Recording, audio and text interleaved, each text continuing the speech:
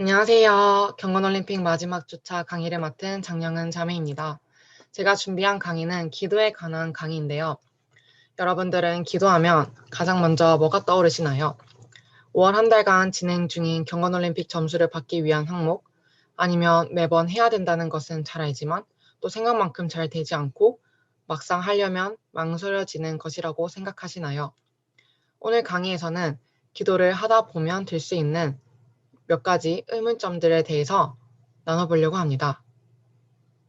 먼저, 하나님께서 과연 내 기도를 들으실까? 내 기도가 통하고 있을까? 라는 의문이 들 수 있습니다. 이 질문에 답하기 위해서는 하나님은 인격적인 분이시라는 사실을 먼저 알아야 합니다. 즉, 지금 내가 기도하고 있는 상대가 어떤 분이신지를 정확하게 알아야 하는 것입니다. 기도는 미숙하고 부족한 인격체인 우리와 실존하시는 또 다른 인격체, 하나님과의 소통입니다. 기도를 통해 하나님은 우리에게 하나님이 어떤 분이신지 보여주십니다.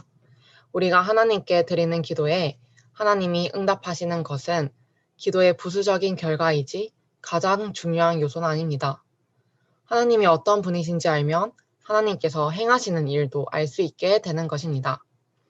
그렇다면 하나님께 청하는 기도를 하면 안 되는 것일까요? 그렇지 않습니다. 하나님은 우리에게 청하는 기도를 해도 된다고 허락하셨고 또한 하라고 명령하셨습니다. 주기도문 속 오늘 우리에게 일용할 양식을 주시옵고 라는 말씀을 통해 알 수 있습니다. 그러면 이 부분에서 하나님은 정말 우리의 기도에 응하여 하나님의 행동을 조정하신다고 믿어도 되나? 라는 의문점이 생길 수 있습니다. 우리가 잘 알다시피 하나님은 모든 것을 다 아시고 또 다 하실 수 있는 분이신데 고작 우리의 기도로 그 계획을 바꾸실까? 하는 생각들 말입니다. 하나님은 생물과 무생물을 통틀어 모든 유한한 존재에게서 도움을 받으실 필요가 없습니다. 그런데도 하나님은 우리의 생각과 의지는 물론이고 우리 주변의 환경까지도 협력하여 하나님의 뜻을 수행하게 하십니다. 즉, 우리로 하여금 어떤 일을 유발하는 존재로서의 특권을 부여해 주신 것입니다. 이때 나의 행동으로 인해 하나님의 전체 목적, 다시 말해 큰 뜻은 달라지지 않습니다. 그러나 그 목적이 실행되는 방식은 한낱 피조물인 우리가 하는 행동과 기도에 따라 달라진다는 것입니다. 하나님께서 직접 순식간에 또 완벽하게 처리하실 수 있는 일을 소홀히 하거나 또 실패할 여지까지 있는 우리에게 허락해 주시는 것입니다. 하나님은 인격적인 분이셔서 우리가 기도할 때 만나주시고 또 하나님의 큰 뜻을 이루어 가시는 과정 속에서 우리의 기도를 들으시고 사용하시는 분이십니다. 다음으로 하나님이 내 필요를 이미 다 아시는데 굳이 왜 구하는가, 기도해야 하는가에 대해 나눠보겠습니다.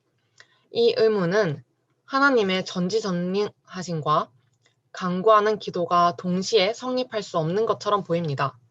하지만 기도로 인해 달라지는 것이 없다는 생각으로 기도하지 않는다면 우리가 하는 모든 행동에도 같은 논리가 성립합니다. 조금 쉽게 얘기해 보겠습니다. 우리가 외출했다가 돌아오면 손을 씻잖아요. 또 비 오는 날에는 우산을 쓰고 그런데 하나님께서 모든 것을 아신다는 생각이 왜곡되면 비 오는 날 우산을 쓰든 말든 내가 비를 맞는 게 하나님의 뜻이라면 비를 맞게 하실 거고 또 비를 맞지 않는 것이 하나님의 뜻이라면 비를 피할 수 있게 되겠죠. 그러니까 우산을 쓸지 말지 고민할 필요도 없고 행동할 필요도 없게 되는 것입니다.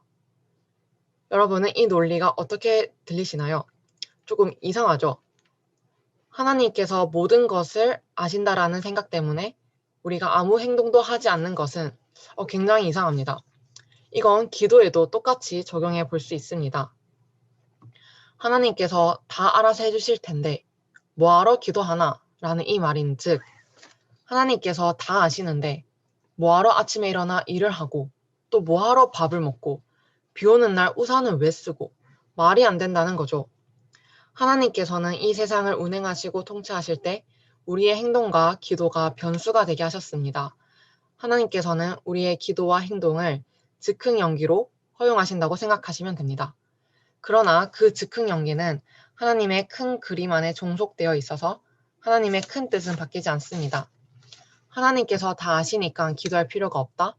이건 아무 행동도 하면 안 된다는 것입니다. 하나님께서는 일을 하실 때 우리의 행동과 기도를 더불어 사용하십니다. 그리고 또 하나님은 이 세상의 모든 것을 다 아시지만 우리는 한 치 앞을 볼 수 없잖아요. 정말 1초 후에도 어떻게 될지 알 수 없는 존재가 우리잖아요. 기도를 통해서 하나님의 뜻, 하나님이 어떤 식으로 일하실지를 얻게 되는 과정이라고 생각할 수 있습니다. 다음으로는 시시콜콜 내 일을 하나님께 가져가는 건 염치 없는 일인가? 라는 질문에 대해 나눠보겠습니다. 기도를 하다 보면 어디서부터 어디까지 기도해야 하는가? 또 정말 사소하다고 여겨지는 것도 기도해야 하는가? 라는 생각이 들 때가 있습니다. 결론부터 말하자면 어떠한 것이든 본인이 생각하기에 큰 일이든 작은 일이든 숨김없이 기도하면 됩니다. 하나님 앞에 좀 괜찮은 모습을 보이려다가 또는 경건한 모습을 보이려다가 기도할 것이 없어 멍 때리는 경험 해보신 적 있으신가요? 하나님 앞에 기도할 때 경건할 척 할 필요 없습니다. 솔직한 기도를 하는 것이 필요합니다. 나의 소원하는 기도와 간구가 하나님 뜻에 맞지 않는다면 하나님께서 조정해 주실 것이다 라는 마음으로 자유롭고 솔직하게 기도하면 되는 것입니다. 또 우리가 이렇게 솔직하고 사소한 것까지 기도해야 하나? 라는 이 의문 자체가 하나님의 높으신 위엄 때문이 아니라 우리의 체면일 때문일 때가 많습니다. 그렇기에 하나님 앞에서 체면 차리는 것이 아니라 정말 솔직하게 나아가면 되는 것입니다. 세상에서는 여러 가면을 쓴 모습으로 살아가지만 하나님 앞에서만큼은 기도의 자리에서만큼은 진짜 나의 모습으로 하나님 앞에 나아가야 하는 것입니다. 또 다음으로 기도하면 다 이루어지는가? 라는 질문에 대해 나눠보겠습니다. 이 질문에 답하기에 앞서 말씀 한 구절을 보겠습니다.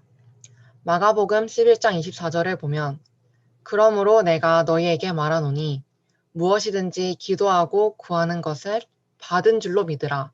그리하면 너희에게 그대로 되리라. 이 말씀을 보면 무엇이든 구하면 받는다는 말인데 이게 사실인가요? 정말 기도하면 다 이루어지나요? 우리는 경험적으로 이 말이 사실이 아님을 알고 있습니다. 그럼 성경에 오류가 있는 것일까요?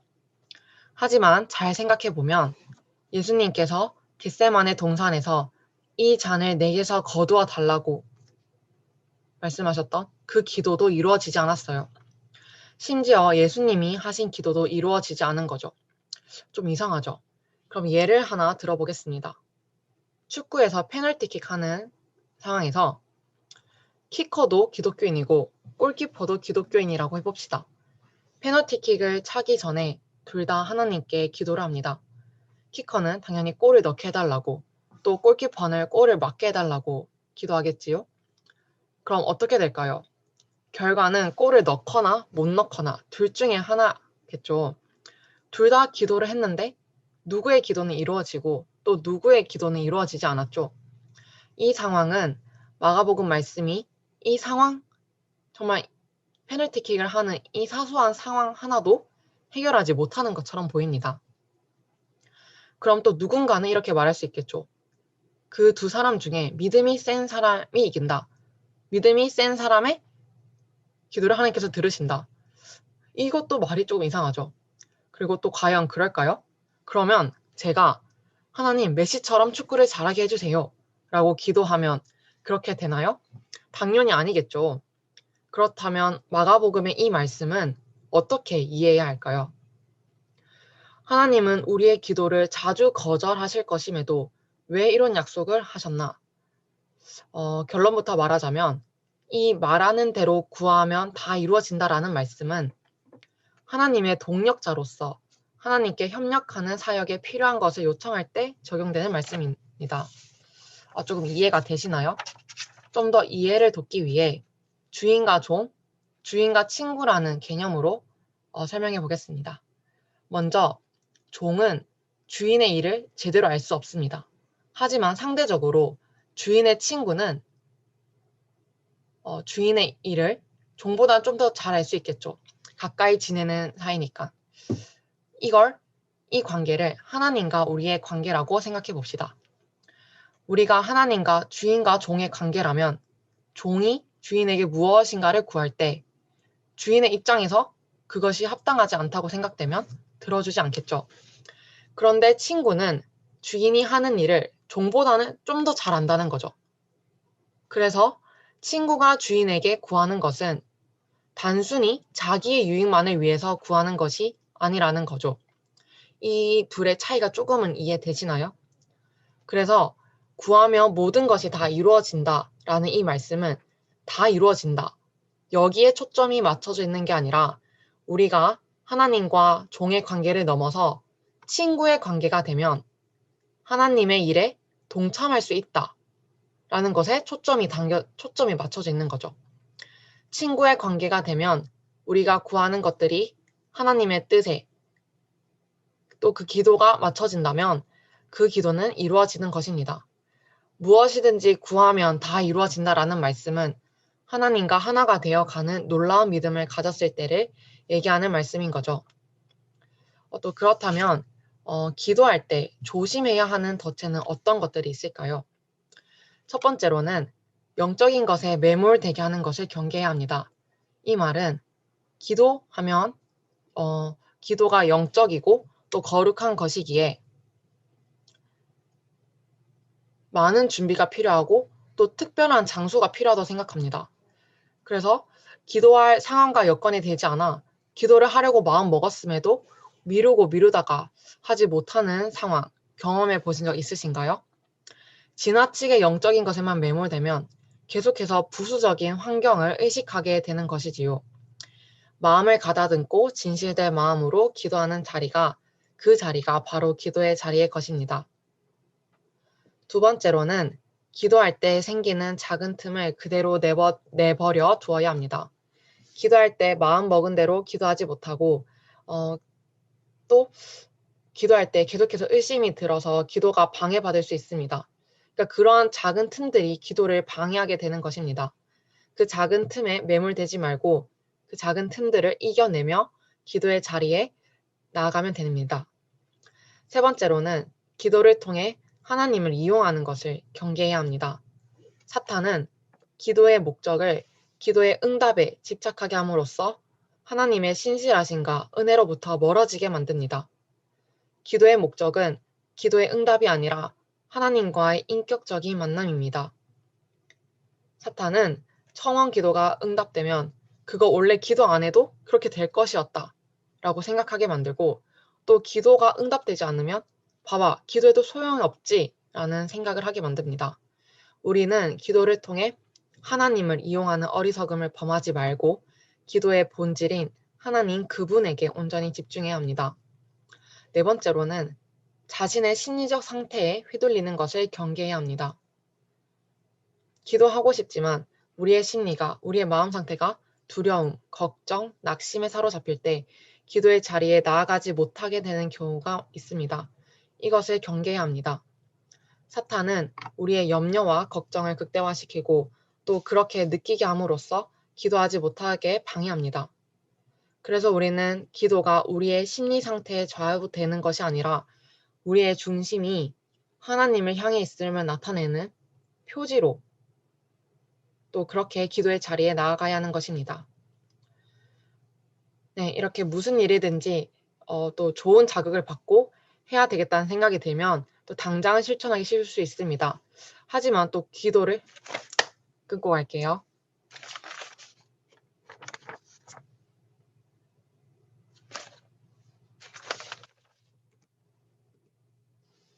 그렇다면 기도를 꾸준히 하려면 어떻게 해야 될까요? 먼저는 기도의 부담감과 죄책감을 내려놓아야 합니다. 우리는 마음속에 기도해야지, 기도해야 하는데, 기도 안 하면 안 되는데? 이러한 부담감을 가질 때가 많이 있습니다. 이러한 부담감을 털어버려야 합니다. 그래서 그리스도인의 삶을 격식에만 치우치 율법 체계로 둔갑시켜서는 안 됩니다. 왜냐하면 규율을 지키지 못하면 죄책감이 들고 또 잘 지키게 되면 교만해지기 때문입니다. 그렇기에 어린아이처럼 하나님을 향한 순전한 사랑과 믿음으로 나아가는 것이 기도를 꾸준히 할 수 있는 중요한 요소가 되는 것입니다. 두 번째로 손에 들고 있는 짐을 내려놓고 마음의 잡념들을 내려놓는 것입니다. 하나님은 빈손에 주신다라는 성 아우구스티누스의 말이 있습니다. 양손에 짐이 가득한 사람은 하나님의 선물을 받을 수 없습니다. 내 머릿속을 가득 채우고 있는 잡념 내려놓고 어린아이가 어머니 품에 안기는 자유의 마음으로 기도의 자리에 나아가야 합니다. 이렇게 기도해야 되는 이유와 또 어떻게 기도해야 되는지 등에 대해 살펴보았습니다. 오늘 강의를 요약하면 일단 기도하면 됩니다. 우리의 기도가 어리석을 수는 있지만 솔직한 기도를 하나님 앞에 하면 되는 것입니다. 일단 기도하면 하나님께서 바른 방향으로 조정해 주실 것이라는 믿음을 가지고 기도하는 것이 중요합니다. 모든 것이 완전히 다 갖추어졌을 때 기도하러 나가는 것이 아니라 오늘 지금 이 모습 그대로 기도의 자리에 나아가면 됩니다. 누구나 기도할 수 있지만 누구라도 하나님과의 1대1 관계를 대신해 줄 수는 없습니다. 어떤 일이든지 처음에 시작하는 것이 어려운 거 아시죠? 그래서 지금 이 강의가 끝나자마자 한번 기도해 보시는 건 어떠실까요? 오늘 강의는 C.S. 루이스의 기도의 자리로 라는 책을 참고하였고 이 책에 제가 말씀드린 것 이외에도 기도에 관한 여러 의문점들을 잘 풀어놓았습니다. 더 궁금하신 분들은 읽어보시면 유익하실 것 같습니다. 이상입니다. 감사합니다.